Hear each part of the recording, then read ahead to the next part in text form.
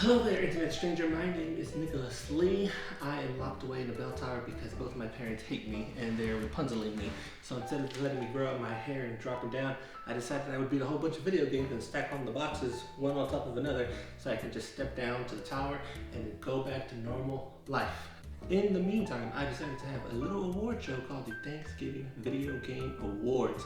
These are all the games that I'm thankful for playing from November of last year to November of 2021. So, with that being said, here are the rules. Here are the games. Here are the awards.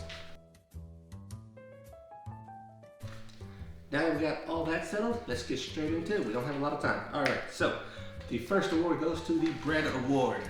And the winner for the Bread Award goes to Super Mario 3D Bowser's Fury. Mario 3D Bowser's Fury.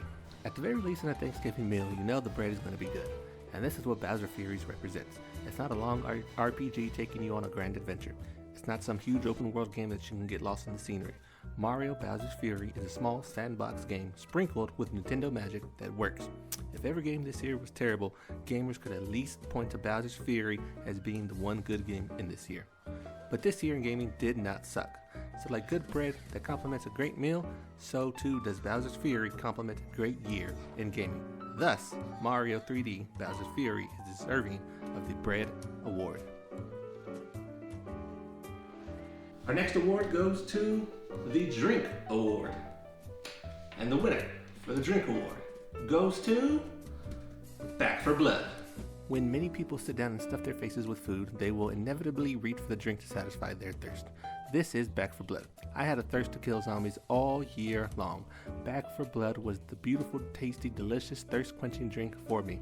I had lots of fun killing tall boys and the occasional normal-ridden type zombie that would show up. I had fun drinking alone. I had fun drinking with friends. I had fun drinking with strangers. Back 4 Blood was a great post-apocalyptic zombie FPS game that I didn't know that I needed until I heard about its announcement. The game also gets bonus points for me this year as being one of the first games that I played and beat entirely on xCloud. Back 4 Blood, you are deserving this year of this year's Drink Award. 2 awards down, 3 more to go. Our next award goes to the Dessert Award. So, with that being said, your winner for the Dessert Award goes to Hades. So why is a nearly 3-year-old game being awarded here in 2021? Well, like a good dessert that lasts beyond Turkey Day, this game is a game that was great today and it will be great by the end of the decade. Hades beat out Returnal for this game. While both games had me coming back for more with challenging difficulty, it was Hades that was more welcoming to me with its bright, colorful environments, its cool main character in Zags, and it checked off the box that had my interest in Greek mythology as well as other mythologies. Hades, more so than Returnal, deserved to be this year's Dessert Award winner. Our next award is the Side Dish Award. This is the second best video game I played all year. It's the second one that I enjoyed. There's one game that's slightly better, slightly above it. So, the Side Dish Award goes to Resident Evil 8. No Thanksgiving meal is complete without a delicious choice of side dishes. Resident Evil 8 was the second best game I played all year long. What stopped it from being GOTY in my eyes was its linearity.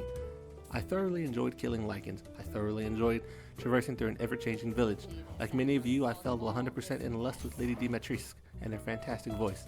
I was scared exploring Donnabella's basement with her grotesque creature lurking around, and the sound design did a great job that I was completely disgusted every single time I heard Salvatore speak. Mercenaries mode continued being a great staple in the Resident Evil franchise, and by the end of Resident Evil 8, I was satisfied with the ending and was left wondering what would happen with Resident Evil 9.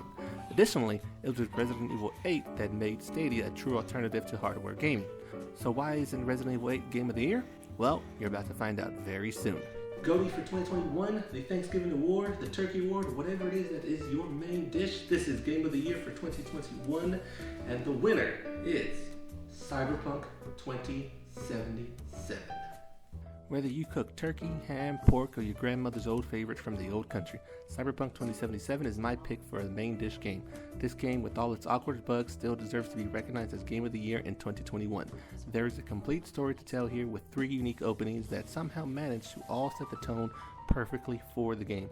I fell in love with the digital fictional city in Night City. The city could have been more populated. There could have been less bugs. But it was driving all over town doing nothing but listening to the radio that sucked me into the game. It was walking around Night City, whether it be the daytime or the nighttime, that sucked me into the game. It was all how the people talked. Everyone had their own problems, everyone had their own price, and everyone knew that the corporations were ruling their lives. Cyberpunk 2077 did not tell a story of a bleak, hopeless future. While playing the game, I noticed a theme of is there life after death? Tackling such a huge philosophical debate made me think of the game even when I wasn't playing it. I wanted to see what the writers of 2077 came up with. From Joshua recreating the crucifixion scene, deciding on sending V or Johnny to a digital afterlife, or the tarot card hunt throughout the main game, the question of is there life after death remained a constant. And in the background of that question was Arasaka, one of the many giant fictional corporations ruling over the people of Night City. Overall, this game had me hooked for 124 hours over all 3 complete campaigns, playing as the Nomad, Street Kid, and the Corpo. Cyberpunk 2077 introduced me to Stadia. What Super Mario Bros. Was to the NES is what 2077 is to Stadia for me. It's a great game on an ever-evolving platform that I once discarded as it just being another Google thing that's going to die. And yet, it still hasn't died. It's alive and it's thriving. And because Stadia introduced me to Cyberpunk and Cyberpunk introduced me to Stadia, these two I cannot separate. So, a game that I spent 124 hours in, a game with a great philosophical question of is there life after death, a game with 3 great, unique openings, and a game that introduced me to a new gaming platform that I never would have touched in a million years. I had no other choice to give Cyberpunk 2077 Game of the Year. Cyberpunk 2077, you are the king of 2021. Good luck, and you joined Final Fantasy VII Remake as my 2 games of the year. Final Fantasy VII being 2020's game of the year, and Cyberpunk 2077 being this year's game of the year. Good luck, happy Thanksgiving, happy holidays, whatever it is you do. Be blessed, be safe, be nice to each other. I'll see you guys later. Bye.